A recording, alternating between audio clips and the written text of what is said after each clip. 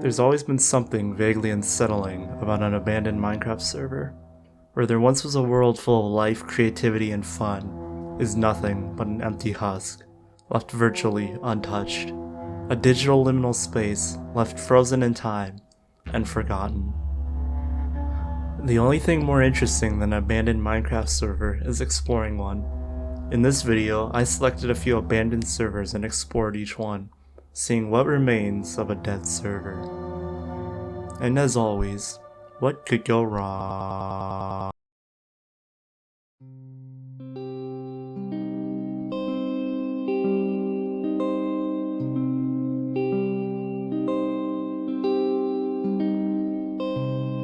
Before I start my exploration, I should probably address that my upload schedule has been less than spectacular, but my New Year's resolution this year has been to upload at least more than one time this year.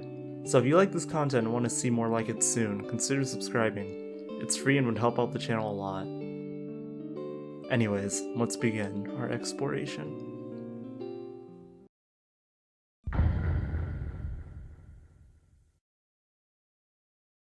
On the first server I found, I spawned near a gate that served as an entrance to the SMP, and was greeted by armor stands of Dream SMP members, which is awesome because now I can shamelessly put every single one of them in my video tags. Much of the server's builds were built in the sky, which made it look much more impressive from the ground. It seemed from what I saw on the ground level that the area was based around a small village, which the players expanded into a sprawling city in the sky.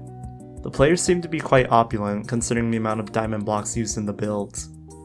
I finally decided to venture up into one of the sky builds where I was immediately met with... Ignoring that, I found what was referred to as the social zone, even though after going in there I still felt as lonely as ever. That was a joke, but it had been a while since I played on any SMP with friends, so exploring dead servers like this was kind of bittersweet.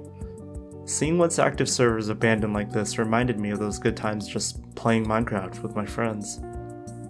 Good times that were gone. On a lighter note, I found a stairway to heaven where I could ascend to my fate and die. However, it turns out faith is a scam and I did not die nor go to heaven. I decided to get some wood just to use for some basic resources and found an end portal just sitting out in the open. Between the giant bedrock box and the end portal, I started to wonder if maybe the server wasn't made completely in survival. I made it to the bedrock box, however there were barriers in the way, so I got as close as I could. I decided to leave a sign before I logged off, probably the most activity on the server in a while. And that was it for the first server. I didn't explore too much, but it was interesting to see all the builds and all the weird, cheated in stuff that it had to offer. Anyways, on to server 2.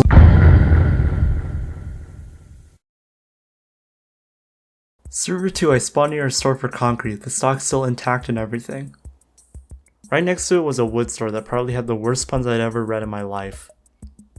Compared to the other servers, this one seemed very commercialized, with there being an end material and even music shop nearby too. There was a building with a large villager head on it, which looked like a villager trading center. Next to that was a building that had a giant heart on it, which I pretty quickly figured out what that was for. I decided to head up the hill and found what seemed to be a deep mine.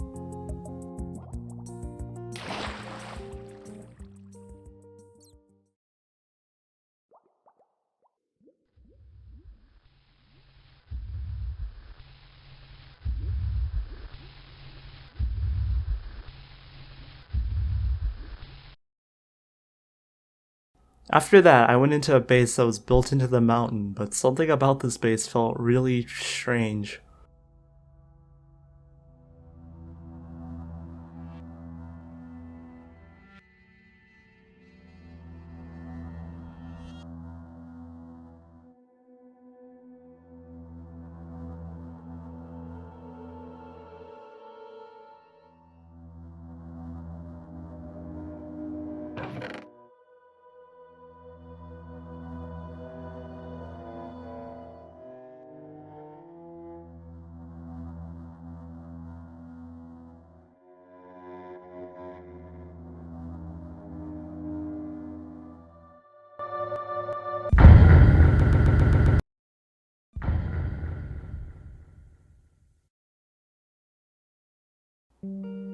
The first thing I noticed in server 2 was the huge pirate ship behind me, which was really cool.